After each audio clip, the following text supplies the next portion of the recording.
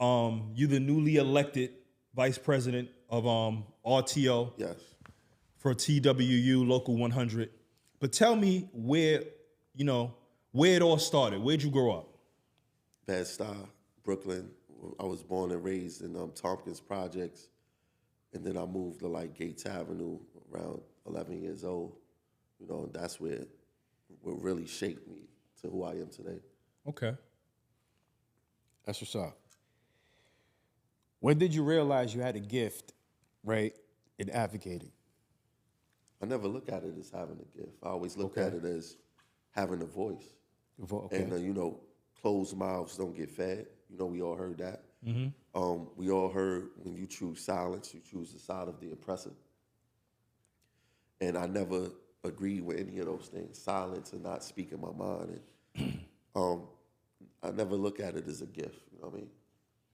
Okay. Understood. Facts.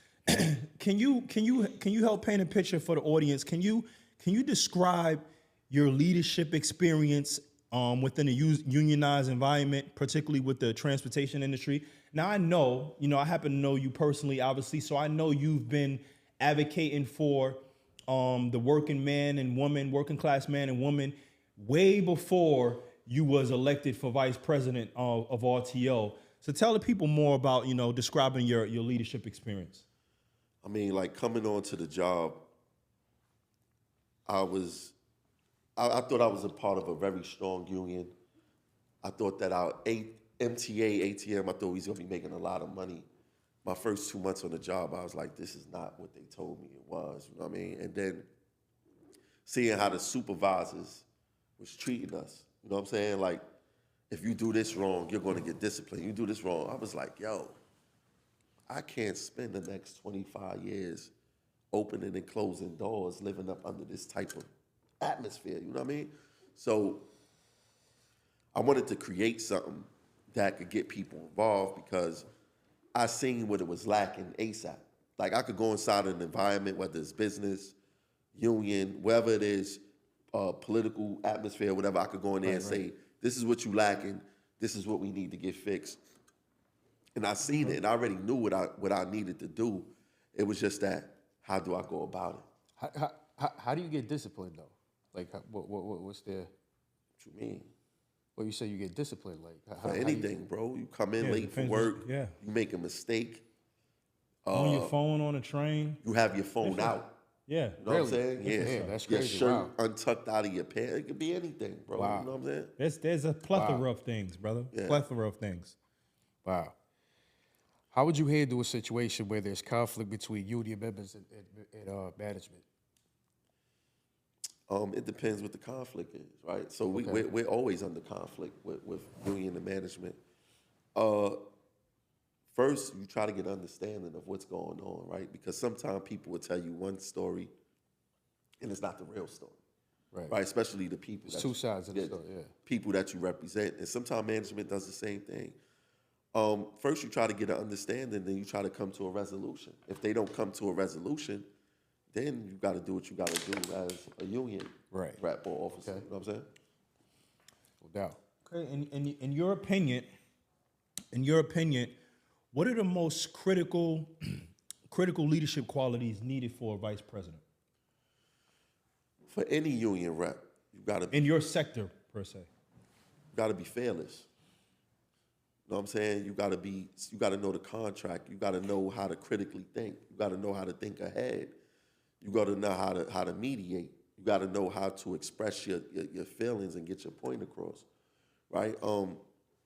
It's no different than being a lawyer, a union rep. You know what I'm saying? Or being an advocate for anything, right? You got to have certain qualities, but one of the main qualities is don't be fearful, be fearless, right? I look at it in 30 years, we all gonna be dead anyway. You know what I'm saying? Like, I hope not, but yeah. you know what I'm saying? Like, I'm over 40. No, I get it. what you afraid of? You know what I'm saying? Yeah, right, what I'm saying? Like, yo, what's the worst thing that could happen? Maximize your 24 hours. What's the worst thing that could happen? You could lose your job. Guess what? I lost my job and I'm the vice president right now. So it's not the end all be all. You know what I'm saying? Yeah. Wow. Yes. So there, that what you just said, that last sentence, is a perfect example of consistency. Consistency pays off. Any way you slice it and dice it, consistency pays off. I tell people all the time, right? You know, obviously I used to own a seafood restaurant. I said we're not open anymore, but the lessons I learned are priceless. Word up. Right? Because look, I have no regrets. I did it. The worst thing in life that you could do is shoulda, woulda, coulda. It's one of the worst things you could do in life.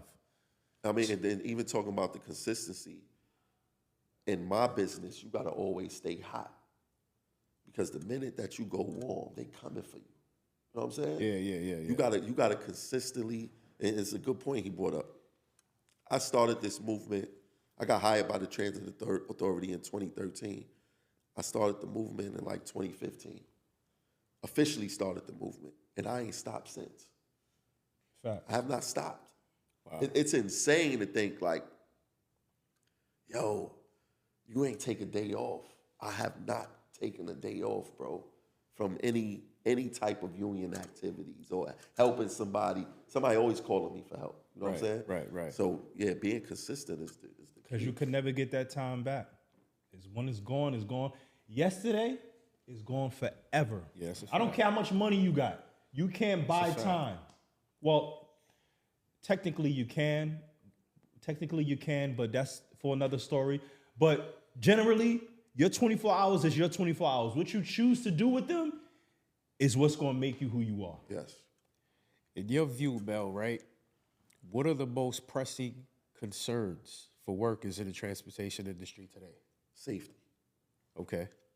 You know, if you look at what's happening in New York City Transit, you get people burned alive. You getting people sexually assaulted. People What you get mean, burned alive? yeah. Oh yeah, you talking about the joint that just happened like 2 weeks ago? Yeah, And okay, they just got somebody else trying to light somebody else on fire. You know what I'm Yeah, saying? copycat. So is it like a trend or something? Like that's crazy. Yeah, bro. that's what happens, That's bro. sad, bro. So Wow, look, they just burned somebody alive. I'm going to try that tomorrow. That's, wow. It's But- fucking but- out. I was insane, man. for us, safety, you know, is number one, is paramount. And I'm not trying to negotiate safety at all. You know what I'm Right. saying? It's either y'all go keep us safe or we gonna have to make sure that we safe. You feel what I'm saying? Right.